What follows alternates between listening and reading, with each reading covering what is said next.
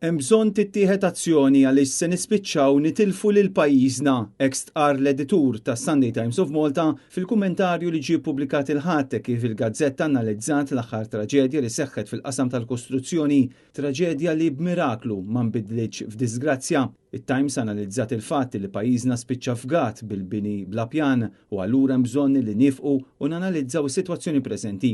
Il-gazzetta saħansitra semmi ħtieġa li jitwaqfu ċertu proġetti maġġuri dan fil-waqt li ssir reviżjoni serja tas sistemi preżenti, partikolarment fejn jidħol infurzar. Barra minn hekk it-Times tinsisti li hemm bżonn tittieħed azzjoni issa għaliex pajjiżna qed nitilfuh triq dan b'detriment mhux biss għall-kwalità tal-ħajja tagħna iżda wkoll għall-impjegati li jaħdmu f'dan is-settur u li qed isofru ċertu konsegwenzi kull meta jkun hemm inċident.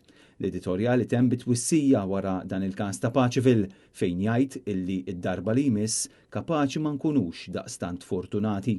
Anke l-Kamra tal-Kummerċ fl-istqarrija tagħha spjegat kif kien biss b'mod mirakolus il ħadd ma ndarab u insistiet illi kien biss b'fortuna illi dan kollu ma spiċċax fit-traġedja għaliex iż-żona hija waħda mill-aktar frekwentata fil-Gżejjer Maltin b'folol kbar ta' nies ġejjin u sejrin bil-mixi żgħażagħ turisti u ħaddiema. Il-Malta Chamber wissiet li s-sistema mhux taħdem u l-falliment fil-proċess tas-settur tal-kostruzzjoni qed ipoġġi l-ħajja tan-nies u r-reputazzjoni ta' Malta f'riskju kbir.